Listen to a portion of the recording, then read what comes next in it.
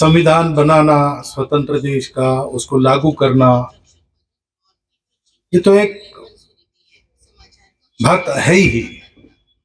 परंतु उस संविधान को हमने अपने आप को दिया है, तो उसका पालन करना ये भी बात है। क्योंकि डॉक्टर बाबा साहब ने ही कहा था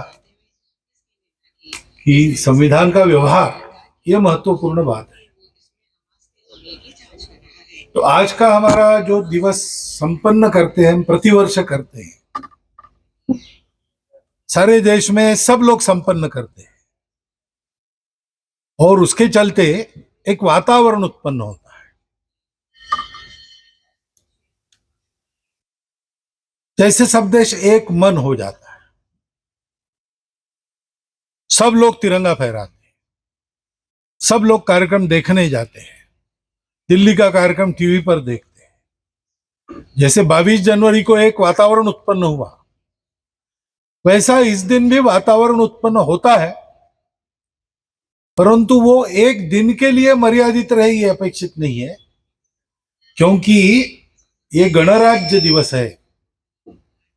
अभी ये संविधान संसद में रखा गया और सरकार का कारोबार उसके आधार पर चलता है, परंतु अपना गणराज्य है, यानी ये प्रजा का राज्य है, तो इसको प्रजा को चलाना है।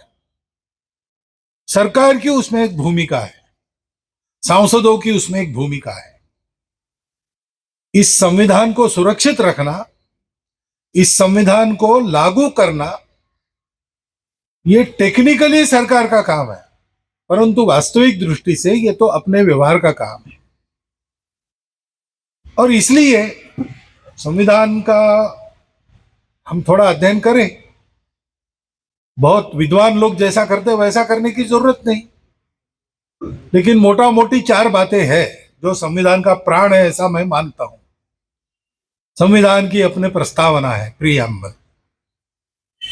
संविधान में नागरिक कर्तव्य दिए, संविधान में नागरिक हक अधिकार दिए, और संविधान में मार्गदर्शक तत्व दिए कि आर्थिक और राजनीतिक स्वतंत्रता का प्रावधान संविधान में मैंने कर दिया है, परंतु यह स्वतंत्रता वास्तव में आनी है तो उसके पीछे एक बंधुता काम करती है।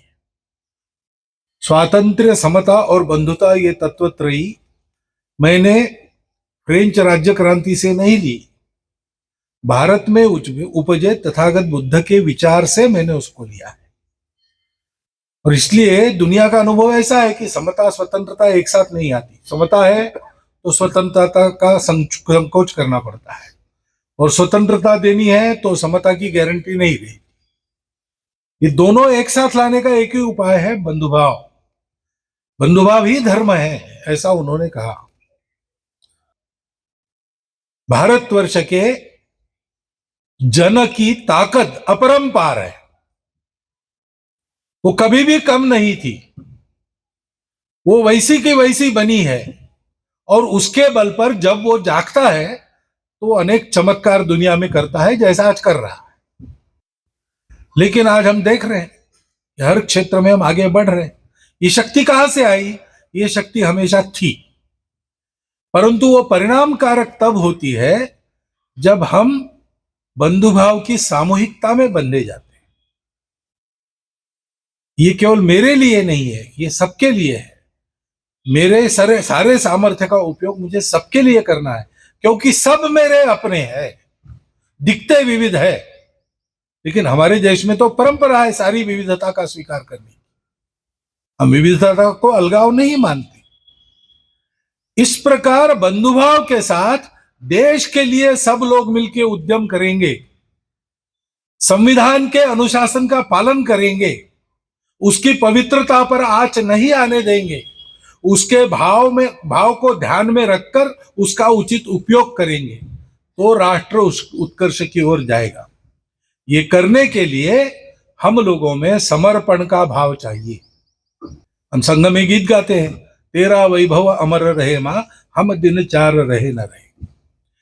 देश हित के प्रति, समाज हित के प्रति, अपने बंधु बांधवों के हित के प्रति सारे भेद छोड़कर, सारे स्वार्थ छोड़कर जीवन सर्वस्व अर्पण करने की तैयारी से लग जाना, ये हम सब मिलकर करते हैं। तो आज जो दुनिया को भारत से अपेक्षा है और भारत के जन जन की आकांक्षा है कि हम विश्वगुरु बने, वो कुछ ही वर्षों में सफल होती हुई हम देख सकते हैं। इतना अपरंपार सामर्थ्य अपने हम में है, लेकिन उसके लिए हमको ये समर्पण याद रखना पड़ेगा।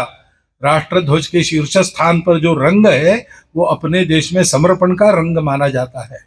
उस पर जो धर्म चक्र है वो धर्म चक्र वास्तविक धर्म जो है बंधुभाव का, उस पर आधारित धर्म का चक्र है।